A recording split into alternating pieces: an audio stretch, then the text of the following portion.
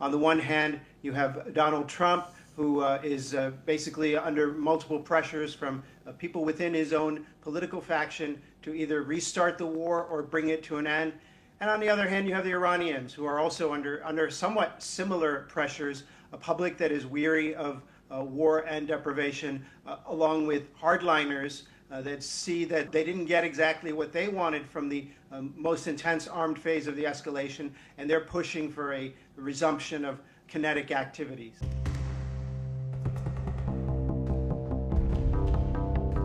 So there was another exchange of fire between Iran and the US on Friday. This time the Americans disabled 2 Iranian ships. Meanwhile, the Iranians struck Dubai, and images emerged showing smoke rising from the city's glitzy international airport. I'm Borzu Deragahi. This is my podcast. It's called Badlands, but you find it on borzu.substack.com. You can also find me on YouTube and on Spotify and on Apple Podcasts. Please subscribe or hit the like button, share if you find it interesting. Turns out also that the UAE might have taken part in a series of U.S. airstrikes on Thursday that targeted Qeshm Island. That's a beautiful resort island as well as a important strategic position along the Persian Gulf. And Bandar Abbas, that's Iran's basically its main port, the country's main port. And also Tehran, the capital, but we're not sure exactly what they struck in the capital. Now, Iran can't reach the U.S. bases and aircraft carriers that are launching these airstrikes and the fighter jets and helicopters that have hit Iranian targets. So it targets the Gulf states instead, especially the United Arab Emirates, which Iran sees as an extension of the U.S. and Israel. And there's some reason for its decision to view the UAE in that particular way, particularly in the way that the leadership of the UAE, perhaps even against some of the other elements in the country. It's a country of 7 little monarchic mini-states led by Abu Dhabi, but there are signs that not even everyone in the UAE agrees with this direction that the UAE has taken in doubling down on its relationship with Israel and the US. Despite all of this fighting, it really does seem that both the US and Iran are genuinely keen on not getting back into the ferocious days of the 40-day war, like the most severe fighting. None of the attacks appear to have caused a lot of damage, although we're not exactly sure. And there's no huge reports of casualties. Hard to find anything from the Iranian side. And the Americans, of course, they deny that anything was damaged or that there were any casualties. And it's really important to note that both countries are under quite a bit of both domestic and international pressure to avoid returning to a war. And if you listen to the following interview, I kind of explain a little bit why there is this pressure and why we are sort of on this precipice of a really dangerous escalation if the war continues. I spoke just very recently with the South Era Networks, and it was a pretty good and interesting interview, not as short and choppy. The questions from the interviewer were excellent. Have a listen or watch. Are we watching the beginning of a real de-escalation situation between the US and Iran, or do you think the region is moving into a different, more unpredictable phase of the conflict? I think we're definitely in a more unpredictable phase in general in the Middle East. It does appear that Donald Trump, who started this war, and war wouldn't have happened without him, even if Bibi Netanyahu wanted it, is looking for some kind of de-escalation. Now, it's not clear why he wants that de-escalation. Is it because he is looking to actually end the conflict, maybe perhaps somewhere in his reptile mind realizes that it was a mistake? Or is he just trying to calm things down because of what's happening next week, which is his big trip to Beijing? He doesn't want to be showing up in Beijing while this war is raging. He also doesn't want to be showing up in Beijing while this blockade of the Strait of Hormuz is continuing, because it puts him in a weak position. He's showing up there. Xi will be like, what did you do to the world economy? And because China is being affected very much by this, Asian countries are being affected very much by this. And he doesn't want to look weak as he arrives in Beijing next week. Well, with that in mind, though, Israel has struck Beirut for the first time since the ceasefire Yeah. here. So, how much pressure does that put on the broader Iran truce? How much pressure does that put on Netanyahu and overall with the ongoing conflict? I mean, you can see from social media that the Israeli advocates are really nervous about even the rumor of a deal, this proposal that was reported on by Axios and Right. Dropsite News as well, this memorandum of understanding that's being Right. considered by the Iranians. I think they're nervous, and I think that more likely than not, Israel is trying to be the spoiler, trying to provoke the Iranians. The Iranians made some sort of cessation of hostilities. There hasn't been really a cessation of hostilities. Some sort of cessation of hostilities, part of their agreement for the ceasefire with the United States. And so the fact that the Israelis are choosing now to escalate in Israel is probably an attempt to scuttle those rumors of an impending peace. Okay, so with President Trump now saying that the deal could happen quickly, he said this yesterday. From what you're hearing, do you think that this is realistic? Do you think this is what's really going to be happening here during the next few days, or Oh, not? I think there's a preliminary deal that could be arrived at very quickly. It's just Yeah, not one that Trump will go for because it looks a lot like the one that he tore up in 2018, that yeah, nuclear deal. So I think that that is his dilemma right now. He doesn't want to be seen as signing the nuclear deal 2.0, which allows Iran to continue some token enrichment on its soil, which gives Iran certain nuclear rights in exchange for sanctions relief and unfreezing of funds. So he's in a tough situation because he's got, on the one hand, the entire world saying, look, end this thing. And then he has his donors and golf buddies saying that if you end it in a way that makes you look bad, that's right. going to really hurt you politically and it's going to hurt your reputation and it's going to hurt his primary financier, that is Israeli interests in the United States. Of course, and then it could potentially hurt the midterms here that are coming up at the end of the year in the United States. No, Now, but with Iranian actually, officials, I think it could.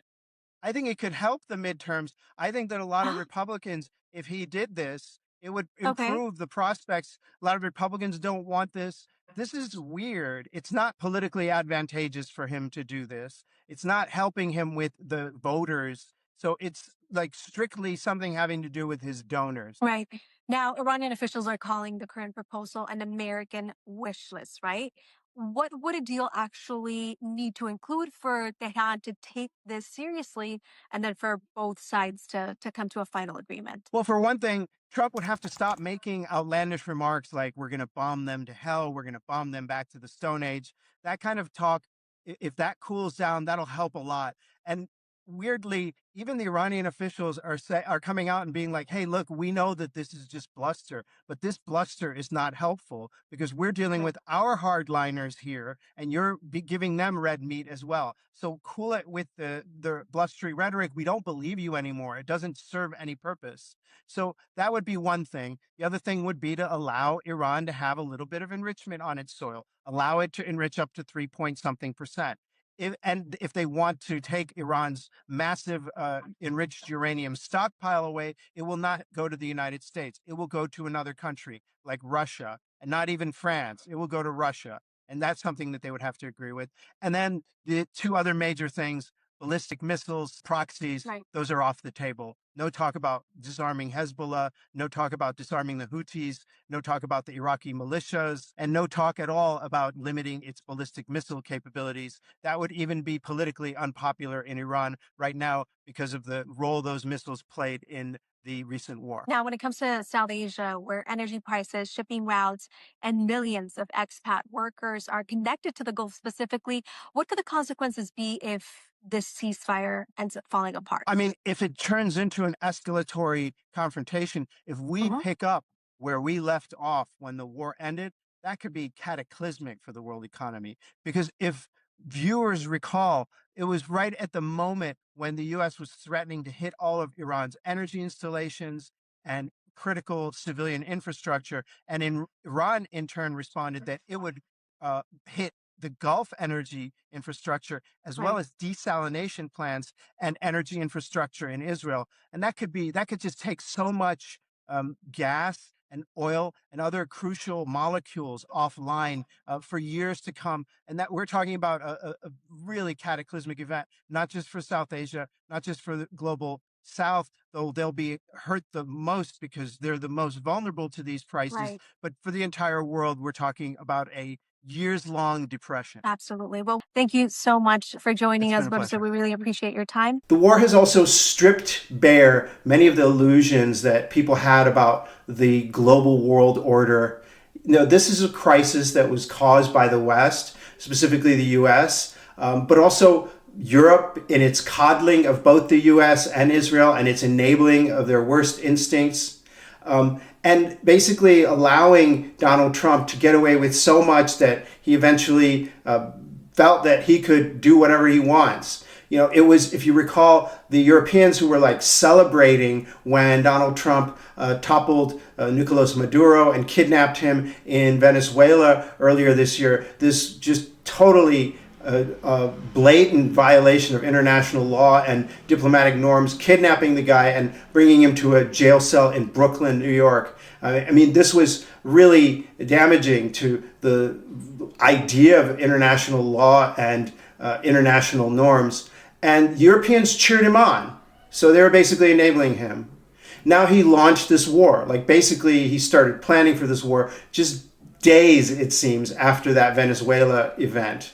And the world is being really badly affected by this conflict. And it's causing profound damage to the global economy. But it's largely being diffused by the countries of Eurasia, that is China and Russia, and the global South. And that includes like Pakistan and China, Russia, Saudi Arabia, Oman, and Turkey. These are the countries that are stepping up to try to diffuse this conflict. And meanwhile, the UN is nowhere to be found. Have you heard anything from the UN? They make statements, but they're not really, because of their wishy-washiness and profound subservience to the West, they're not really playing an interesting role in this. And meanwhile, Europe is even more pathetic, except perhaps for a few countries, they originally supported the war, except for like Spain and later Italy. They were really kind of keen on this plan of toppling the Iranian regime once and for all. And now they're essentially not doing anything except issuing these lame statements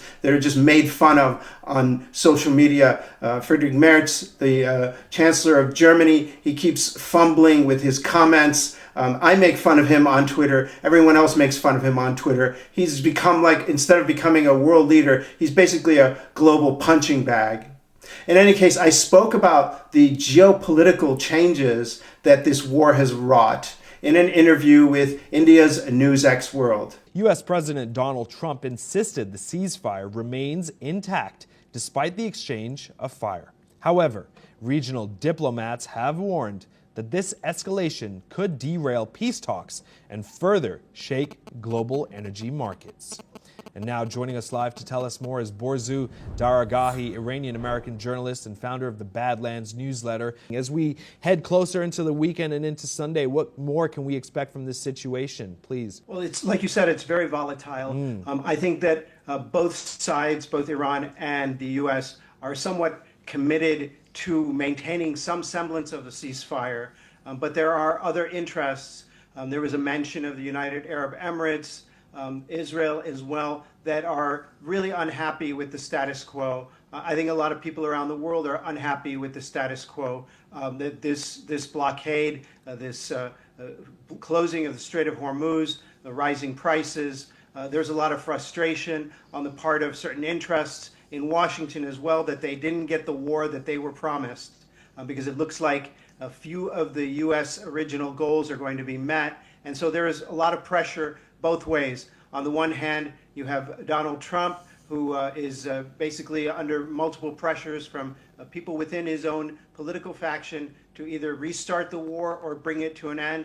And on the other hand, you have the Iranians, who are also under somewhat similar pressures, a public that is weary of war and deprivation, along with hardliners that see that they didn't get exactly what they wanted from the most intense armed phase of the escalation, and they're pushing for a resumption of kinetic activities. Keir Starmer mentioned that there wasn't a strong enough navy to block Russian ships going through to support Russian and Ukraine conflicts. Now, with that being said, if London down the line in 2 to 3 months decides to get involved, do you believe that that will help appease the situation, or will it only add to the existing tension? What are your thoughts, Mr. Daragahi? Well, first of all, I'm in Paris, not in London. I was in London last week, but it's on the other side of the English Channel. So I'll put it in a way of getting European countries involved in this. Look, Europe kind of leveraged itself out of this whole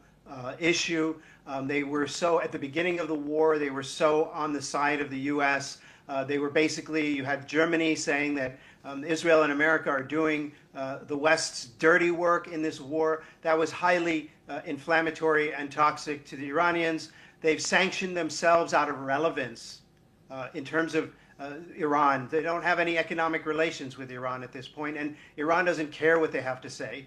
And anyone who's been watching the news lately can see what Donald Trump thinks of them, the contempt that he holds for them, the way he talks about Europe, the way he talks about the UK, France, and Germany, the insults, the nasty remarks about NATO, the bullying, the coaxing, and so on. So I don't think they have a lot of influence. I think that that there's no role that is positive that they could play at this point.